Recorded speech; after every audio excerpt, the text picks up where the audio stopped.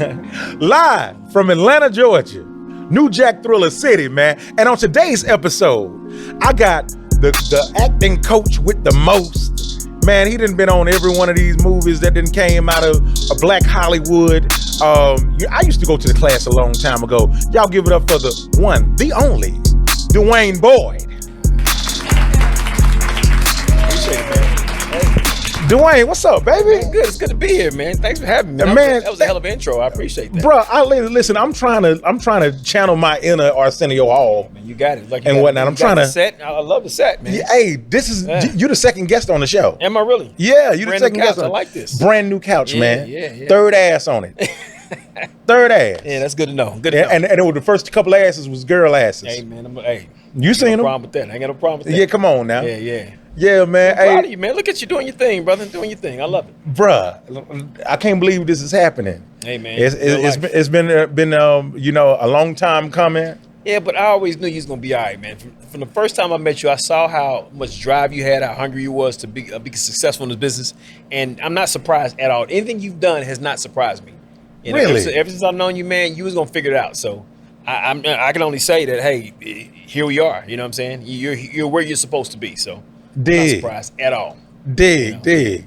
Yeah, I know you ever since I'm 19 years old, man. That's crazy. I'm 40 now. That's crazy, yeah. Yeah. You were one of them guys, man, you were always around. I didn't care what we were doing, you were going to be there to support. And that's when I said, something special about this guy. He's got a drive that I don't see much at that age, because at 19, I didn't know what I wanted to do. So for you to be in the entertainment business that young and know this is where you want to go and have that kind of hustle and drive, that's why I said you were going to be fine. But at 19, man, I was in the military trying to figure it out. So I had no clue. I wish I would have known what I wanted at that time, because hindsight's 20/20, but you look back and you just figured it out early, man. Well, you know what it is, man, too, Dwayne. I wanted to go to the military, but they wouldn't let me in because I was missing an eye. Yeah. And I wasn't really good at school. Uh-huh. I had dropped out at 15 and stuff, but I always wanted. You dropped out? Yeah, I started a riot in 9th grade, man. That ended all riots at Redefining High School. Really? Oh my God! What were you rioting about? What was it to riot about in 9th grade? I had got into it with this girl, right? We were joning out in front of the school and stuff, and she had spit in my face. Oh wow! Yeah, and so I had threw some hay in her face. Where you some hay from? It was some, like the little hay that they have under the bushes and stuff. I just picked up some hay. It wasn't no rocks in it. It wasn't no dirt in it. Yeah. It was just some regular hay. Straw hay. Some straw hay.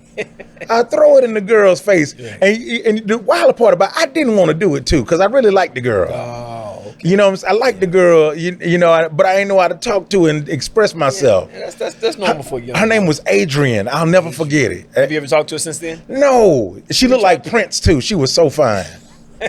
Yeah. You should reach out to her, man. Why don't you apologize about the hay? Adrian, if you remember who I am and whatnot, I sincerely apologize. I don't know what you look like now, but if you look like you looked in school, but it's grown a version of yourself, I'd love to take you out sometime. If you don't have too many kids, or if you do have too many kids, they're being accounted for and they're getting their child support regularly and whatnot. I'd love to take you out. See, there's a start. That's a start. You're mending that bridge, Yeah. We all did stupid stuff in school. We did it. I'm 14 years old. Yeah. And what was going through your head around the time when that happened? Because you had to be pretty traumatized. Somebody spit in your face, man. That's that all bets are off at that point. Don't tell them what happens after that. You lose it. But all you did was grab some hay, so that wasn't too bad. Yeah, I was definitely traumatized because she was mad when she did it. Why did she spit in your face? Because I used to go for the jugular when you're joning. Okay. She said something about my eye that was kind of crazy. Oh, yeah. Well, it was light. Mm-hmm. I've heard worse. Mm-hmm. And I said some wild ass shit about her, and and she just couldn't handle it, and she just like you must have got her. I got her good. Everybody that I ever took a shot at, I was trying to take them out. Like even these days, when people, if you don't see me respond to somebody, If you don't see me respond to somebody when they talking shit about me, that means I was gonna say something that you want to whoop my ass. So you have restraint now. I have restraint. That's good. When you see me do this right here,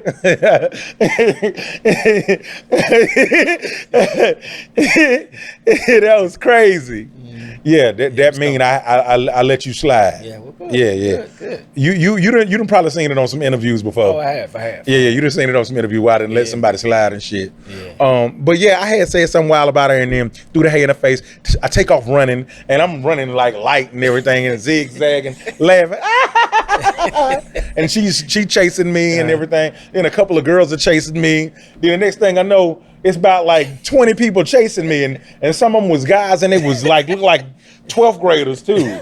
And you know how big a 12th grader is when you a 9th grader. Yeah. And you think you're big when you're around other people your size. No. But then when you see people that are bigger 4 years on you, chasing you one, and you know if they get a hold of you, it's on. It's on. Because one thing about Atlanta, when I was coming up in school, it was the stomp out capital of the world. Was really? Man, they kick people heads off. They used to, they would stump your nipples off. Wow. Yeah, and I didn't want that to be me, because one of my biggest fears in life, because I always had one eye, was somebody kicking my eye out, or kicking my glass eye out, and then I'm on the floor looking for my eye. Hey, don't step on me. I didn't want that to happen. Listen, let me tell you though. Back then, to your defense, man, 12th graders, when we were freshmen, they were like grown men. They look like grown men. They had facial hair and everything. I'm like, what's yes, they were grown. I remember going to the 9th grade. I was just in shock when I saw how big the 12th graders were. You know what I'm saying? We were kids still running around playing. These guys were in college age, basically 18. You know what I'm saying? Yeah. So yeah, it was different. Hey, matter of fact, you just made me remember something, because I had tried out for the football team, and I was on the field and I was talking shit to this senior and everything, and they yelled hype. They threw me the ball, and this senior hit me so hard I went up in the air, did like 3 flips and landed right on my head. And I saw this girl I liked too while I was in the air coming down, and landed on my neck, and I felt it go like this. I felt it go just like this and whatnot, and I never played football again. That was it, right? That was over. That was walk off. I walked right off the field. Never came back. You know they're gonna get you next. Man, I thought I was stronger than that. What made you? I thought, because I was 165 pounds. Okay. That's pretty big for a freshman. I was pretty big for a freshman. And the people used to always say, you're pretty big for a freshman. That's why I thought it was going to go a whole nother way. I thought that, like, usually when people, like, run into me, they bounce off of me. Okay. But not this guy. You built like a tank. You solid. I was solid, but he was solider. He already was on the football team and knew how to do. And was he a senior? He was a senior. Yeah, man, come on, man. And he threw me up in the air. He's playing a grown man game at that point. Yeah. You still a kid. He grown now. Yes, he's grown. Yeah, man. And I don't think he was an official senior either. He's been around for a while. I think he had been left back a couple times. Supposed to be in college. One of them niggas. Hey, man, well, at least you know now. You know what I I'm know. saying? Well, I know now. Yeah. I choose my battles way wisely. That's what it is, man. Yeah, so I had. It's all about growth. You know. It's all about growth. Yeah.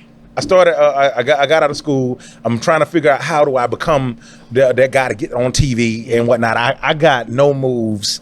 I remember working at Gladys Night Chicken and Waffles. That's right. You did work down there. Yep. Yeah. I worked at Gladys Night Chicken and Waffles. Stonecrest, the one in Stonecrest. And did you work downtown? I worked at Stonecrest. Oh, okay. And it was somebody from that went to that worked at Stonecrest that went to your acting class. You don't remember who it was, do you? No, hold on, wait, time out. It was the job before Gladys Night. I was working at Applebee's. Okay.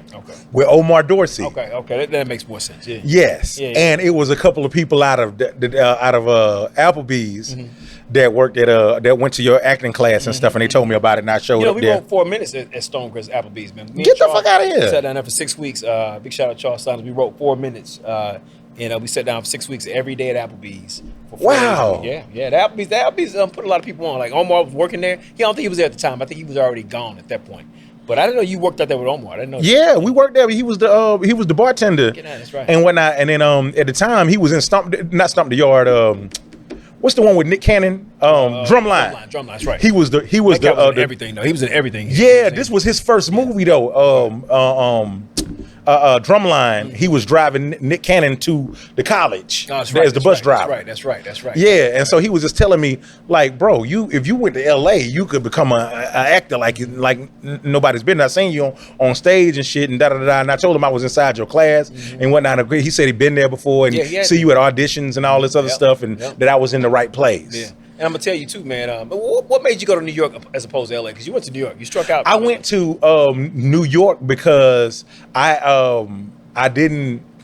heard that Chris Rock say that if you want to be a good comic, you got to go to one of the two places, New York or LA. And I saw that New York was a better move for me because I visited there one time.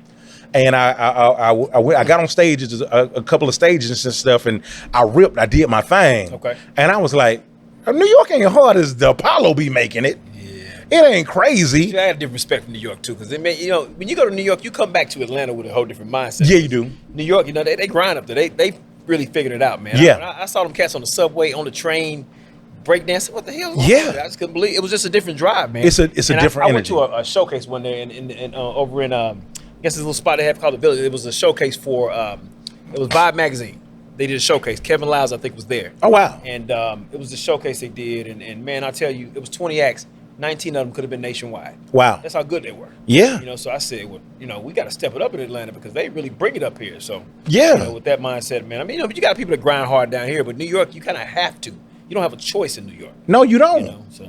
Yeah, and then at the time when I was moving there, that was, remember, keep in mind, that's when Atlanta was supposed to be quote unquote turning into the Black Hollywood. It wasn't there yet. You know what I'm saying? It wasn't there for the music, of course. We had music on lock, but Atlanta wasn't what it is now. No. And I think it forced us to take it serious because we saw a lot of people coming here working, and we were not the main players. And we knew that okay, we got to step it up, and that's part of the reason we started that class. Me and Eric Eddings, man, and back in the day, because we knew something was coming, something was on the horizon. We just didn't know what. So for us to kind of see that, I like to say we were a bit, visionary at the time because we didn't know what was coming. We just knew we needed to be ready for something. It's like that movie Field of Dreams. If you build it, they'll come. Yep. We just knew we had to get ready and get ready and get ready. That's what it was all about, man. We were challenging, pushing each other, and trying to make it all make sense for us because we felt like if there was going to be some opportunities here, we wanted to be at the forefront, and that's what started Premier Actors Network. Yeah, and one thing about your class too, I heard Lex talking about it earlier, saying that she wanted to, I think, or maybe it was Drea, they were saying wanted to get some improv classes and stuff. Yeah, it helped me a hell of a lot with my improv on stage. Yeah, no, that's real. That's real. You know what I'm saying? Any comedian needs to take improv classes. Simple as that. 100%. Simple as that. Because I think it helps you. One of the comedians told me, so Dwayne, the improv helped my comedy because it helped me be able to paint the picture a lot clearer. Even with doing mind work, setting up the environment, things we do in class. We talk about, how important the environment is when it comes to improv. He said that helped him with his comedy. I understand that it helps the audience see a clear picture of what you're trying to convey to them. So that's acting, improv. First rule of acting, what would you say was? Well, first rule of improv is don't deny. Don't deny. Don't deny. We always want to say yes. We always want to move the scene forward. We always want to respond favorably to an offer that's given to us by a scene partner. So because as soon as you deny what? You do not. You block the scene. You kill the scene. You pull the rug out from under your scene partner. That means if we're doing a scene together and I say, "Hey, thanks for getting me this job here, whatever. Get me hired at your job." You say, well, "I don't know what you're talking about. I don't know you. I didn't do that." You denied me in the scene. You've killed the scene. There's nowhere to go at this point. You know what I'm saying? Now you make me look crazy, and we have to try to fix that. And it's never a good thing when you say no. But I think that's in life too. We deny each other so much in life, And I think that one thing about improv lessons, they become life lessons because we miss so much life because we deny each other. We deny ourselves. We don't allow ourselves to experience things because either fear or we don't want somebody to know we're doing what we're doing or hiding something, whatever the case is. But you got to learn how to say yes, more yes. There was a book. I think there was a book I read called The Year of Yes, a podcast something, but it talked about this guy for a whole year. No, it was what's the girl from Grey's Anatomy? Shonda Rhimes. She had this book, Shonda Rhimes. The Year of Yes, something like that. That book or whatever, and she just talked about saying yes as much as you possibly can. I think she did it for an entire year, and you never know where you're in, But you don't want to say yes to everything, but opportunities, experiences, try them out. Why not? Yeah. Now, one thing about acting also, you always say you got to find out exactly what's your character's working for, and it comes with the questions: who, what, where, and why. Yeah, and it go even simpler, man. I think you break it down to what does my character want in the scene? why do they want it, and what happens if they don't get it. David Mamet talks about that a lot in his book, True or False, and different things like that. He's a great playwright, a great acting coach, and I really look up to him. He did some of my favorite films like Glengarry Glen Ross, but he talks a lot about, in his writing, and I've taken a writing program with the Writers Guild this past year, and I understand that every scene, your character has to be fighting for something. What does your character want? What do they want in the scene? What happens if they don't get it? And what's at stake? We always want to ask ourselves these questions so we can know what the scene demands, what the emotional demands are in the scene. And I think that's helped me a lot in just overall understanding how to be a coach, but at the same time, that's easier to convey. If you don't have a lot of time, say if you get an audition where you may have 20 minutes in the hallway, first thing you do is read that entire script, find out what's going on. You got to become a detective in that script. Understand who am I talking about? How do I feel about this person? If I'm talking about somebody who's not here, how do I feel about that person? If I'm, what's the environment? What's my objective in the scene? Even if you don't understand something in the script, Google, look it up, YouTube, stuff like that. You can find out anything you can before you get to go in there after 20 minutes of preparing. But you want to be prepared. Sometimes you'll get the script overnight. Sometimes you get to an audition and you'll have a situation where they say, hey, we like this guy for Rick, but let's have him read for Gary. Gary could be a bigger role. Now you've got 20 minutes to go in that hallway and create that magic. Happens all the time. So I've seen actors go and they're prepared and they end up getting a bigger opportunity or becoming a recurring role or a series regular on the show because they were prepared. And that's what our class tries to get you ready to go out prepare and compete with the work.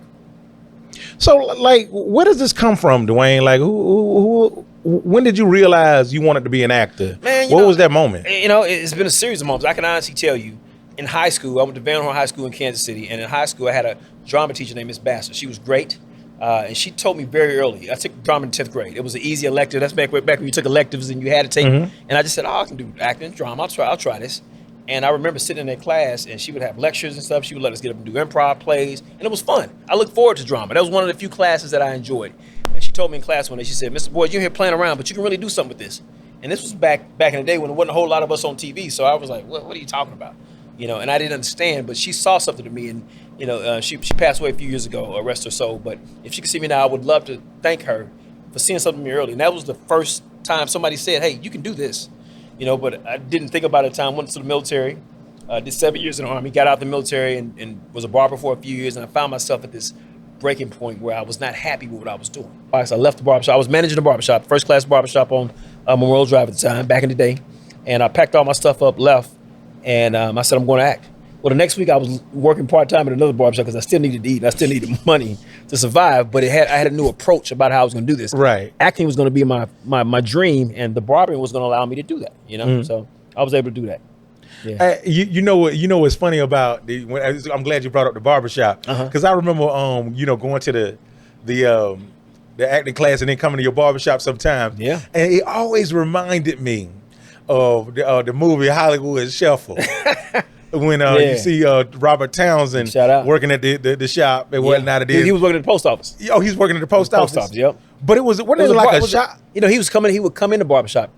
Oh, you're right. I think he was working at the barbershop. He was working at the barbershop. He was at the barbershop. You're right. Yeah. Then he went to Winky Dicky Dog. Wasn't he working for John Witherspoon's character? Right? He had a couple of different jobs or something. Maybe it was his girlfriend. That's the hustle, though. You know what I'm saying? Yeah. You better have that day job. Yeah. And shout out to Robert Townsend. That was my mentor for a while back in the day. And, yeah. He really came at a time when I was ready to quit. Really? Oh yeah, man. I know you was feeling like that. I was, because at the time I think Atlanta was starting to bubble a little bit. This was back in 2004. Yeah. And it just wasn't happening the way I thought it should happen, which it never does. And I was really ready to throw in the towel. I was tired of auditioning all the time, which is what we do. And I was just all over the place. I was like, man, is this really for me? I kind of got down. I was going through a divorce at the time. That was tough. And I was really about to quit. And here comes Robert Townsend at an audition. And instantly, he cast me in something he had called Thug Angels back in the day. Yes. And instantly, I was like, yeah, I can do this. This is it. I'm back. I'm here. Let me tell you something, man. The moment Robert Townsend came to Atlanta, and he started coming to the class and stuff, and observing, and he was talking to us. And, man. I was so inspired. We all were. Yeah, I was like, this is really about to happen. Yeah, man. I grew up watching this guy. Five Heartbeats, man. It's a classic, right? Yeah. Classic. It was nuts, and he knew my name. Robert Townsend would call me Honey Bun. He would approach me, and he was like, he used to always say, Honey Bun, you got to do the work. There are no shortcuts in acting. There are no shortcuts. Yeah, man. You got to do the work. Yeah. What does it mean to do the work, Dwayne? Man, I was just talking about this in class last night. Everybody wants this instant fame now, especially with social media. And I get it, it's there for the taking. But if you want sustaining long-term a career in this business, you have to put in that work. You have to take classes, take your craft serious. You have to study, train, do everything you possibly can. Whether it's and I got actors who also do stunts now, And I think in this business, you have to constantly reinvent yourself. You have to figure out what else can I do besides acting. Now, I love the craft, I love what we do, but there's also other jobs in in the business as well. Like I tell people all the time, if you're an actor, you better be a writer / producer, director, something else. Because now what I'm seeing is the model has changed. And you guys are proof of that because look what you're doing. You're not sitting around waiting for an opportunity. You're creating your own opportunity by doing your own podcast. So I tell actors all the time, figure out how to write, figure out how to do something else. Acting is great, but they're much more apt to hire you if you can do a lot more. And I think Issa Rae's been the example for so long now. She's started her career and created her own podcast, her own show on YouTube, and that took off. Awkward Black Girl. Now look at her. She has her second series coming out. So I think you have to now look at it from a standpoint of you are a business. And if you don't understand that now and do as much as you possibly can, learn everything about this business you can. Learn how to produce a project, learn how to direct something, learn how to write, take a writing course, or write your first short film, do a one-man show or something. Now with these skits, sky's the limit, man. And you have an audience waiting on you, and you took advantage of that very early. I remember you used to go around selling your DVDs. You would film your own DVDs and sell them to people. That was just smart. Like that was innovative for that time. Yeah. A lot of people wasn't doing that. And you was putting in that work. Yeah. And people used to look down on that too. Me, Gabriel Hart, and Fredo Davis Food Stamp, we would shoot these sketches and whatnot. And then we would be directing music videos from Young Jeezy to B.O.B. We did his first video, I'll Be in the Sky. I was assistant director on these guys' video. Yeah. I was assistant director on My President is Black. Yeah. Nobody believes that. No, it's real. Yeah, it's it real. really happened. But see, that's part of it. You were willing to say yes and not wait for somebody to give you an opportunity. You went ahead and created. Yeah. And I'm sure the money wasn't great back then, was it? No, the money was terrible. Yeah, I'm saying, but you were learning, right? I was. And look at all you learned because of that. Yes. It prepared me. Sometimes you don't even know why you're doing all this bullshit. Tell me about it. But it's preparing you always for the next steps. I know how to direct the show. I know how to be a gaffer and all that other stuff. I know how when somebody bullshitting on the set, I know how to say, get rid of this nigga. Okay. Yeah, I know how to do that. Yeah, that's real. It's all because of going through growing pains, trying to figure out how to become to get on movies and all this other different stuff, and I was. You got to have a tight team. That's what you're talking about. And one thing I love Robert Townsend used to say all the time. He used to say it's military, and I understood what he was saying. Me being former military, I understand when it's time to go, it's go time. You got to have a tight ship. You got to make sure that everybody's accountable. For what they're supposed to, because if one person can mess up an entire production. That's right. So I think that's what you were doing. You were learning, you were gathering your crew, and y'all were figuring it out, man. And look how much it's sustaining you right now. You're doing a lot of stuff, so that's great. Yeah, I'm really excited about it. Another thing that happened was very monumental, man. Okay. Will Packer. Oh yeah, Big Will. Will Packer coming through the acting class. Hand-picking people out of the class to be in Stomp the Yard. Yeah, no, that was real, man. Big shout out to Rob and Will, man, because I remember them guys. I met them in the barbershop. A lot of people don't know that, but I met them guys in the barbershop. They would come get their hair cut. Rob would be sitting next to me getting his hair cut by Kim, the barber at the time, and I would be cutting Will's hair or whatever. And these guys had a vision very early, man. I'm telling you, I watched them ascend.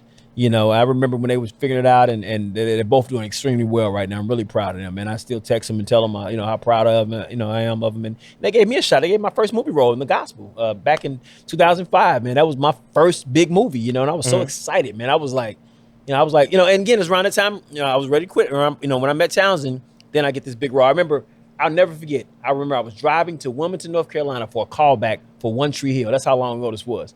And I don't think it was a callback. I think it was the first audition. It was a one-liner. I drove all the way to Wilmington, and I was just on my way back. 7 hours there, 7 hours back. And I'm like, man, I don't know if I keep driving these out of town for one-liners. And I got a call from Rob Hardy. Said, hey, man, I had auditioned for the gospel a while back, and before it became the gospel. I think it was called the gospel. But anyway, at the time, I remember on the way back, I was really contemplating not doing this anymore. Again, having that moment of just doubt. And Rob Hardy calls me and says, hey, man, you ready to star opposite Boris Kojo and Idris Elba in the gospel? And I was like, what? I couldn't believe it, man. So that was, again, a life-changing moment, man. That's when I knew dreams do come true. So it happened. Hey, what's up, man? And we're back. It's another episode of the New Jack Thriller City, and this is one of my favorite segments on the show. You know, whenever I have questions about what's going on inside my love life, man, I gotta talk to my man, Music Soul Child, because he's wrote a lot of love songs, and you know, I've used actual lyrics from the songs to help me get through relationships. Hey, trust me, it works. This segment is called Love According to Music. Music Soul Child, man, check this out, right? So I'm talking to this young lady, Okay. and she tells me that even though we go together, that she's still single until she's married. I'm like, what the fuck is what's the point of us being girlfriend or boyfriend and or even putting a title on it if you feel like that? Is she playing me or no? I mean, well, I can't speak for her because I don't really know her. She might be. However, to that point, that's actually facts. Like, you're still single until you're married. You know, until then, anything could pop off. Y'all could be together and then y'all could not be together. Somebody, you know, quote unquote, better can come along and you might change your mind. But nothing has been officialized. You know, y'all didn't commit to each other in that way. Y'all didn't agree to, you know, some terms and make a deal and have a ceremony and sign a contract. Y'all didn't do all of that. So, you know, even though y'all are honoring each other in whatever way that y'all choose, you know, y'all might have the titles boyfriend, girlfriend, even when you put a ring on it, you know, so to speak, even if you get engaged, it's still, it's a lot like putting something on layaway until it's at your house or it's on your body and you bought and paid for, you got the receipt. It ain't really yours. You know, it doesn't really belong to you. You have access to it. You have partial ownership, I guess, if you want to think of it that way. But just like, you know, y'all are together, y'all cannot be together. And yeah, you can also say the same thing about when you get married and then you can get a divorce, but that's a whole process, you know? So it will be known like something happened and now something is no longer a thing, you know, as opposed to being together and boyfriend, girlfriend, and y'all living together, and that could be anything. So are you trying to tell me that anything goes if we ain't married? No, I'm not saying anything goes. I'm saying it hasn't been officialized. It's like I said about the layaway thing, or if you get a call back for a job, like until you're actually working and getting the check, you can call it whatever you want to call it. You can feel good about whatever phone conversations that you may be having with the employer, but unless you're actively working, you understand how I'm using that analogy? Yeah, I do. So think of it as the same way as being with somebody. Yeah, y'all might be doing some cool stuff together. You might be spending money. You know, there are people that will even go as far as giving you the married treatment, you know, because they may believe that that's what you do when you're in a relationship. You know, some people have different interpretations of what that is. That's why I think it's important for y'all to talk before y'all do anything. Understand where each other are coming from. What are your expectations from each other? And what is it that you intend to provide for the relationship? And I think that that's what a marriage is kind of supposed to officialize. It's supposed to create an environment and a circumstance where you get to do all of that because you said that that's what you're going to do. With boyfriend and girlfriend, I mean, there's no real responsibility, you know, and I don't mean to demean or undermine anybody's relationships. You know, that is a process that you go through until you get to marriage. But I think that the goal is intended to be marriage. I understand what you're saying, but at the same time, it draws this real big blank of confusion of every relationship that I've ever been in my life. Okay. And I guess for the mere fact that they never worked out, that probably was the case because it would really, I guess it didn't stand. It was a good learning experience. 100%. You know, you learned a lot about yourself, about relationships. Yes, I did. What I want, what I don't want. Yeah. And I think that that's what, you know, dating or those circumstances that we refer to as boyfriend, girlfriend, and all of that. I think that's what those things are designed for, to help you understand what's out there, what you built for, what what, because we like to imagine a lot of things until it's real, and then you realize, oh no, I'm not gonna do all of that. Like, okay, so either you just not that type of person, or you may learn that, okay, in order for me to be this type of person, it's going to require for me to be a certain way. And you can make those decisions as you choose, whether you want to rise to that occasion or be like, nah, I like being this way. These are my set preferences. I want to find a person that rocks with this, you know? But again, I don't think there's too much of a foundation or too much to stand on unless, you know, you make that step and just say, let's go ahead and officialize this relationship. Until then, no, it's not anything goes. No, it's not that it doesn't mean anything. I'm sure there's a lot that goes on that is very valuable, you know, in experiences and moments and things like that. But I'm inclined to agree. You know, you're single till you're married. Wow, music. You just really blew my mind with that one, man. But I'm gonna accept it, and then I'm hearing this a lot lately. Yeah. From the type of women that I've been dating, and I guess even when I just said what I just said, maybe I need to switch my type because it almost sounds like it's a mentality. It may have a lot to do with that, but that's a whole nother conversation. That's a whole nother conversation. Hey, this has been another great segment of Love According to Music. I'm Jack Thriller. I'm gonna see you next time. Very inspiring for me. Man. Once again, I remember you called me one day and you was like, hey man, yo, Ferrani, I got something for you. And I was like, he said, you gonna love this. I'm like, what is it?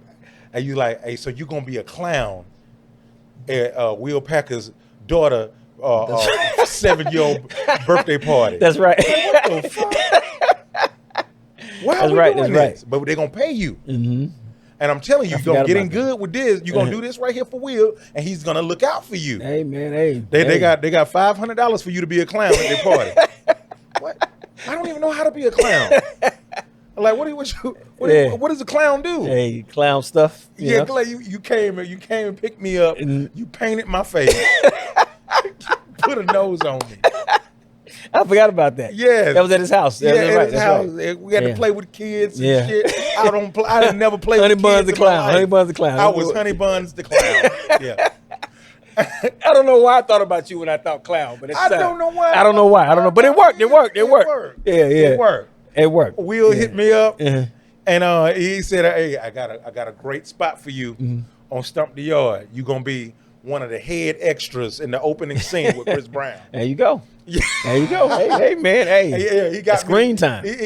People to this day still see you in that. They see me in Stomp the Yard, and like, "Hey man, was you in that opening scene with when Chris Brown them was dancing and shit?"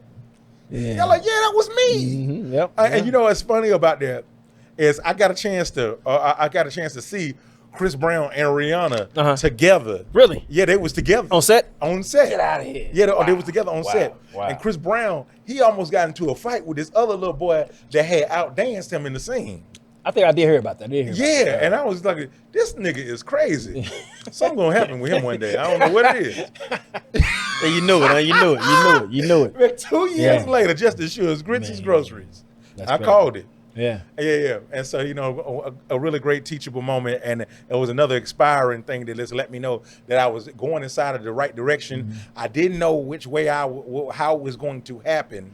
But you were already killing the market here, man. And I said, you know, I know you had some killer shows I went to, you know what I'm saying? You was killing out there. But I think you were at this you know, the fork in the road. Do I stay here in Atlanta and still struggle and figure out this, or do I go somewhere else? Yeah. And I remember telling you, man, it's time for you to move. If you feel the need to move, go. Yeah. You know what I'm saying? Because you had pretty much done all you could here. You know, I did everything I could do in Georgia. Yeah. In 2009, moved to New York, meet 50. Yeah. Start this interview series. Well, see, you were already doing your own comedy shows. And you're already setting up, you know, you were doing things, man. So you saw something. So even seeing you on tour with Martin, it's a no-brainer. Yeah. You know what I'm saying? That was huge for me. I was so proud of you, man. I said, my man is on tour with Martin Lawrence. I was on tour with Martin Lawrence, man. Crazy, man. Come on. Unbelievable. Did you ever think that? Hell no. Hey, let me tell you something. When Martin stopped being on Def Comedy Jam, when he quit to go on to do the Martin show, it broke my heart because I was thinking to myself, man, Martin ain't gonna never introduce me on stage. You said that. I said that. That's crazy. And it happened 20-some years later. Yeah. Wow. Martin introducing me on stage. That's crazy, man. It was unbelievable. Yeah, nah, he was a comedy giant. Man, Unbelievable. And then I'm getting on stage and he telling me how funny I am. Yeah, man. No, but I always, you've always been funny to me, man. Again, even back when you was figuring it out, you were funny. Right. You were always funny, man. I'd never seen you not funny. You know what I'm saying? And that's the thing about it, man, is that you understand how to work the room. You understand your gift. You have a talent. So you maximize that, man. When you went to New York and got on with 50, and this is 50, again, not surprised. Everything that you've done, you have never ceased to amaze me, but it's also not surprising because I feel like this is where you're supposed to be, man. You got the talent, you know? Dig, I remember when I was telling you I was going to go audition for Wild 'N Out back in 2005. I remember that. Yeah, I remember that. Yeah. I'd never been on a plane before. And then you was like, go for it. Yeah, man. And I get back and I'm telling you, yo, Nick said he gonna bring me back for the 5th season. Then, there was no 5th season. Show didn't come back. They're like 5-some years later and shit. But look at it. Timing is everything, though, right? Timing is everything. Yeah. And he didn't remember me. He didn't remember you for that? He didn't remember me because, mind you, this is 2005. That's right. That's when it first came out. 2004, 5 when it went off the air. It came back in 2012. Wow. But now I'm not Honey Buns anymore. I'm Jack Thriller, right. and I'm the dude that I'm working for 50 Cent. Yeah. And then I go to Nick Cannon's comedy show at a Gotham comedy club in New York. In New York. Okay. Yes. And I was like, I gotta see Nick because I heard he bringing Wild 'N Out back and whatnot. And it was this young comedian that was opening up for him. This is I love this story. There's a young comedian opening up for him and everything, and he was funny. He did his thing, and he gets off stage and shit. And I'm talking to him, and he's talking to me and telling me how much of a big fan he is. My interviews on This Is 50 and shit and blah blah blah. And Nick comes on and stuff, and then Nick gets off stage, and I tell dude, excuse me, but he still want to talk to me. And I'm like, hey man, I need to go talk to Nick. Goddamn it, shit, I'll be right back. So I zip by him, run downstairs and whatnot to Nick's dressing room and shit. And his bodyguard comes out. He says, yo, what are you doing? I said, my name is Jack Thriller, and I'm here to interview Nick Cannon for thisis50.com. And Nick runs out of the room. And he's like, yo, Jack, what's up, man? I'm bringing Wild 'N Out back, and you ain't got an audition. Wow. And I'm like, get the wow. All right, so thanks, man. So yeah, take my number down. I'm about to go ahead and leave. He said, we ain't gonna do no interview? I'm like, oh yeah, let's do the interview. That's not what my intentions was. But ain't that crazy? Yeah. That's crazy. So we did a little interview. He said he was gonna put me on the show inside the interview. I put that shit. I recorded it on my phone or some little camera thing that I had, and we put it up on the website. Fast forward 6 or 7 months later, we on the set of Wild 'N Out. I'm interviewing the whole cast.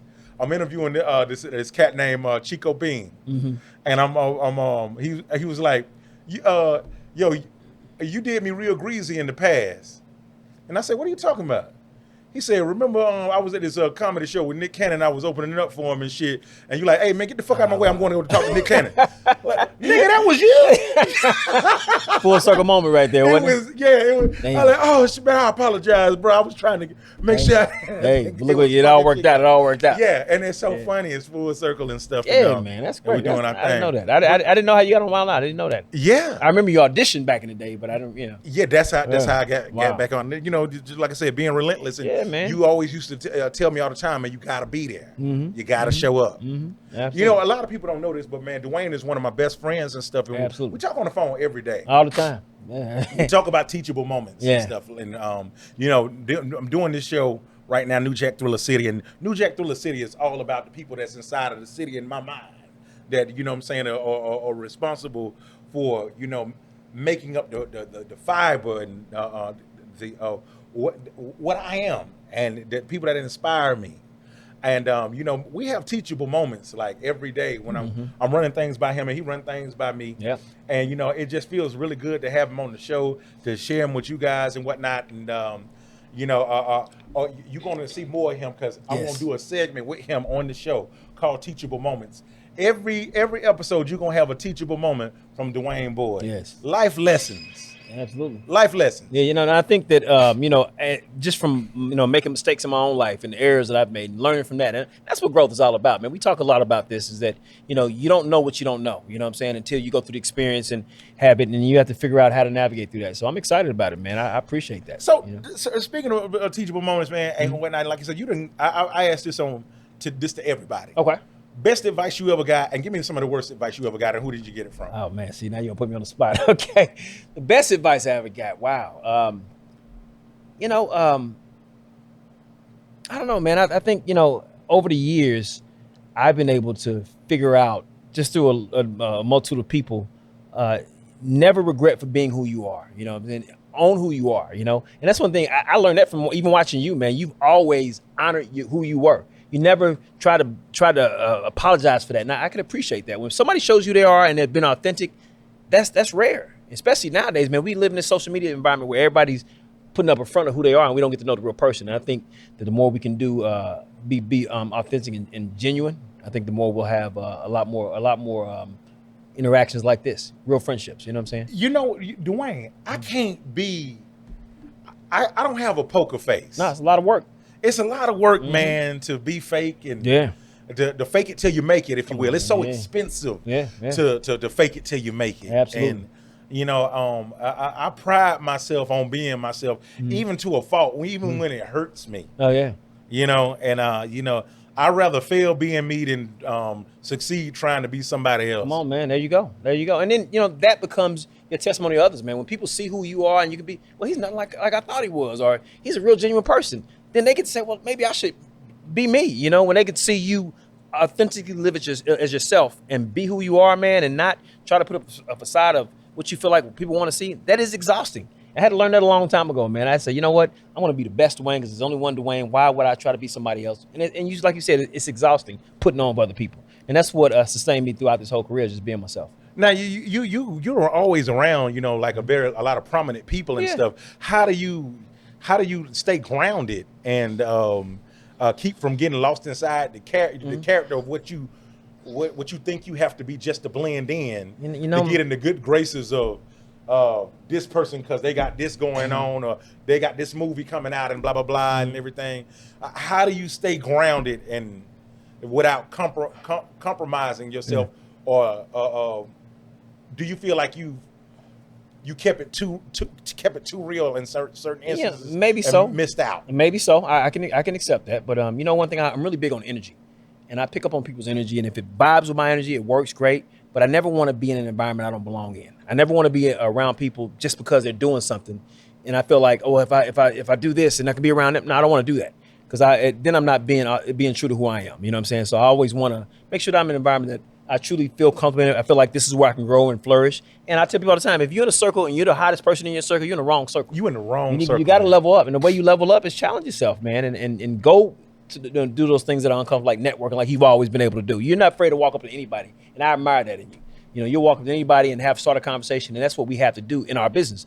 But at the same time, knowing when you don't belong. I'll get calls all the time for great opportunities. And sometimes I feel like this is not the opportunity I need. And I'll give them somebody else another name that I may feel like may be interested, but I don't say yes to everything. And that's power and no. I'm starting to realize that even more now too. It's power and no. You got to be able to say no. Everything, every opportunity is not a good opportunity, especially when in your heart of hearts you shouldn't have taken that opportunity. You shouldn't have taken it because now you say, man, I knew something said don't do this, and I did it anyway. So that's been a big thing for me, man. And you talk about the worst advice, watching people again, just seeing people make mistakes, and I've made mistakes. I've done things that I probably should have handled different, man. But that's how you grow and learn. So even mistakes are teachable moments.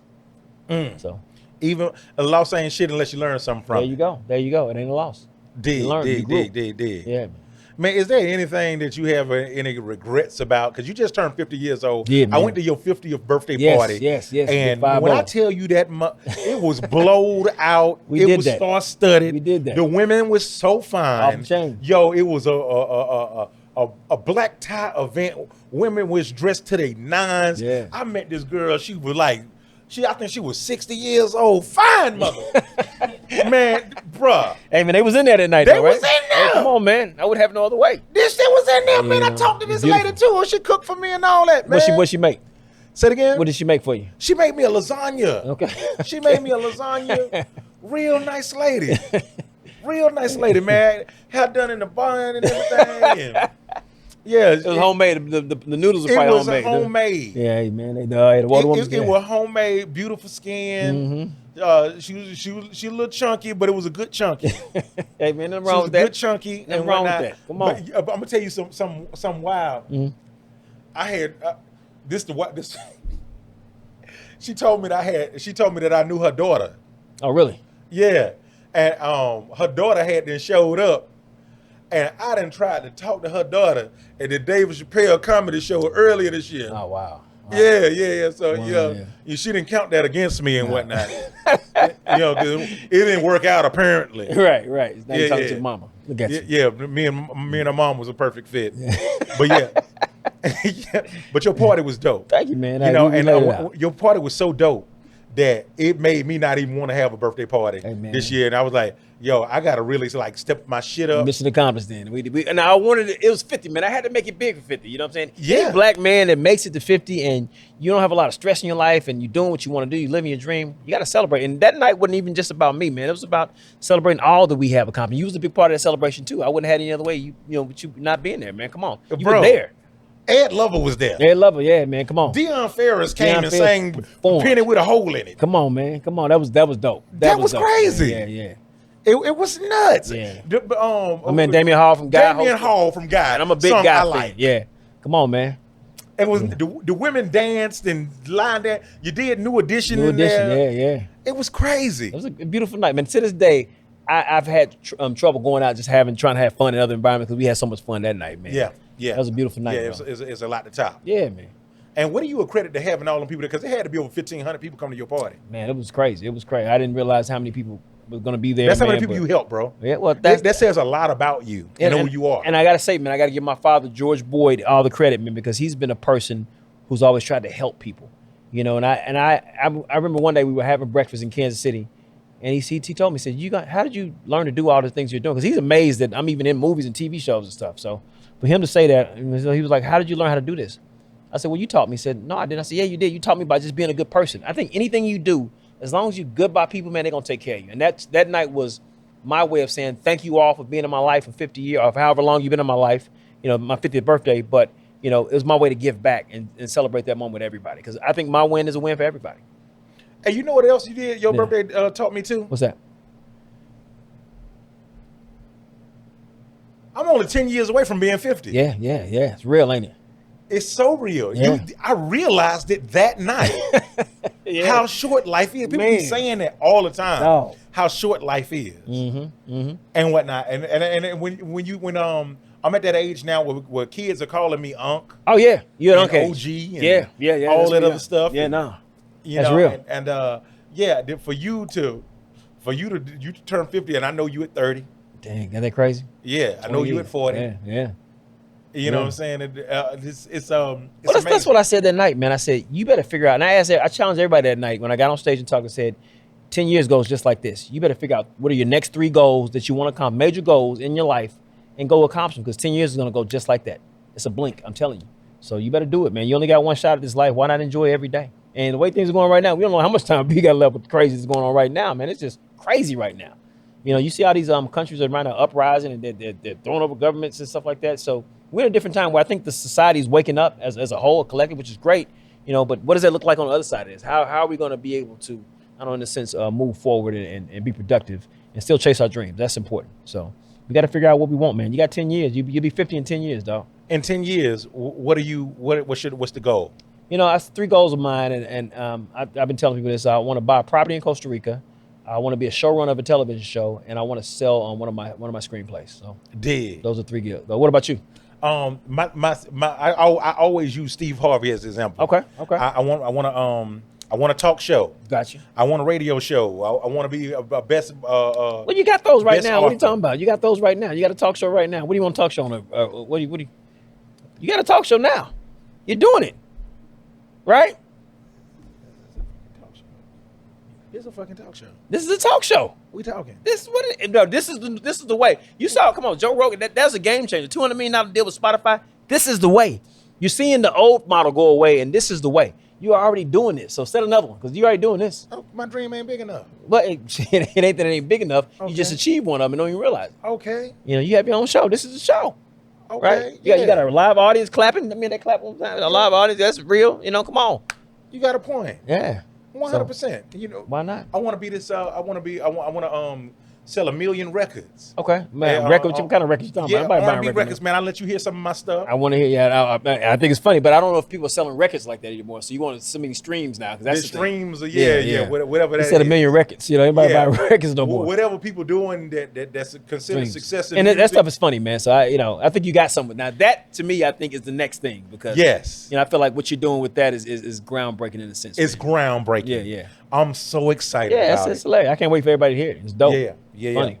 And let me see. I want to be this major comedian, man. Well, you see, you're talking about things that you already either are doing or you're on the path to doing.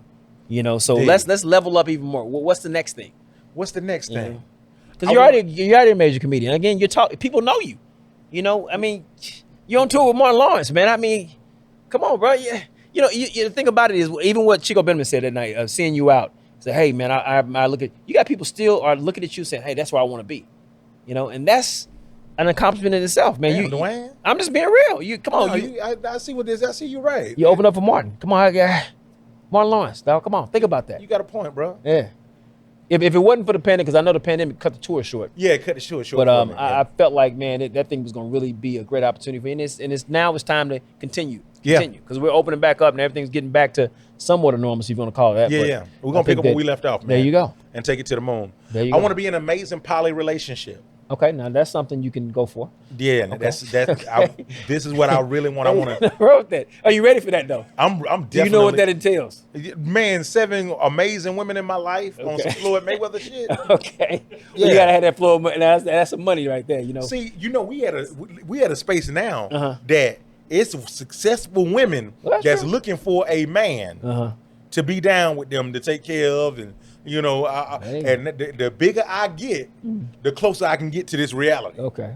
So that's the goal. That's what the goal is. Hey man, I ain't mad at you. That I want that. hey. And then I'm trying to figure out. You said 7 though. You said 7. Can you? 7. 7. Just 7. That's a very spiritual number. Okay. That's a spiritual number of women and whatnot, and I want them all different colors and stuff. And want me I'm gonna get. I want to make the sisters mad. I'm gonna give me 2 sisters. Okay. You know, I want to get me a white girl, get me a Chinese girl. Okay.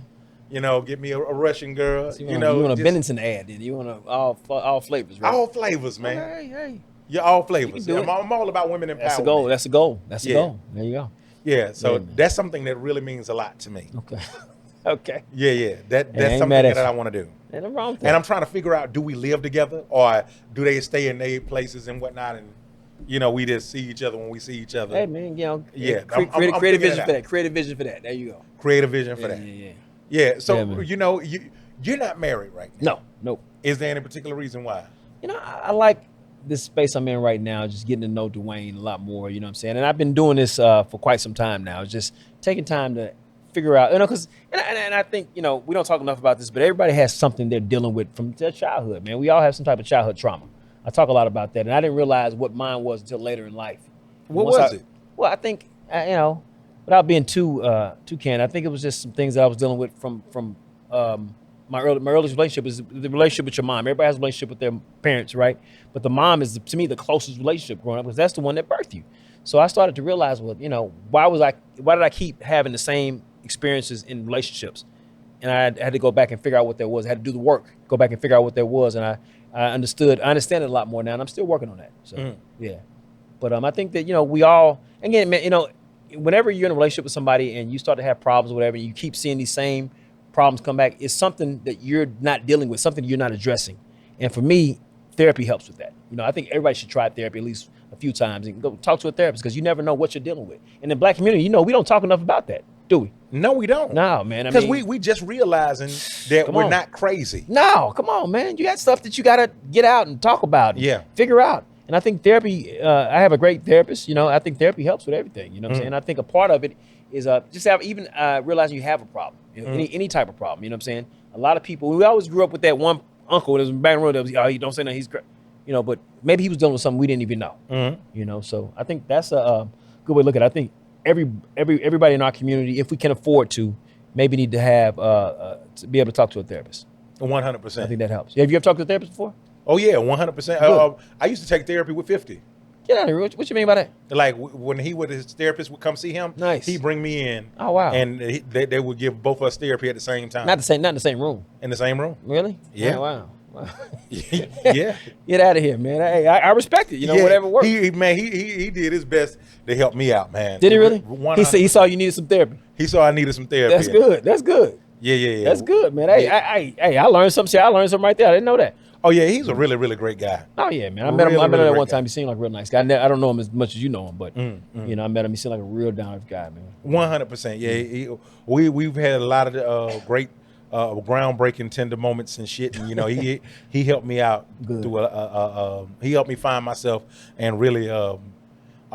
Even when I was going through my when I was married and everything, I was telling him the reason why I got married because I was like, just in case this shit don't work and whatnot, I got somebody that love me at the house and whatnot. If I don't ever become a millionaire, he said, Jack, you don't need her. You're going to get the money. You know, like she had just went to the bathroom. He's like, you using the marriage as a crutch as an excuse and not to go finish what you started. Wow, that's deep. Yeah. That's deep. He told me that when he said that, I was like, oh shit, so I done fucked up, huh?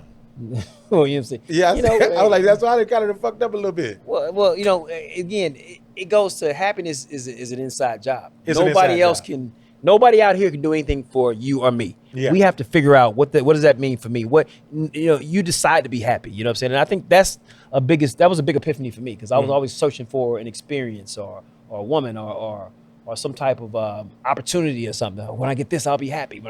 And you will get that, and it's not what you think it is. No, it's not what you think. You know, until you have money, you think money solves everything. Money doesn't. You know what I'm saying? And that's when you realize that, wait a minute, I'm missing the mark here. You know, and that's something that you have to understand very early in life. You know, and some people to get that, you know, early in life, they understand that, you know, their success is not tied to anybody else. Their happiness is not tied to anybody else, and they go on and flourish. You can flourish and grow like that. But we're just now talking about therapy out loud in our circles, right? That's right. You know, because I remember growing up, therapy was looked at as a bad thing.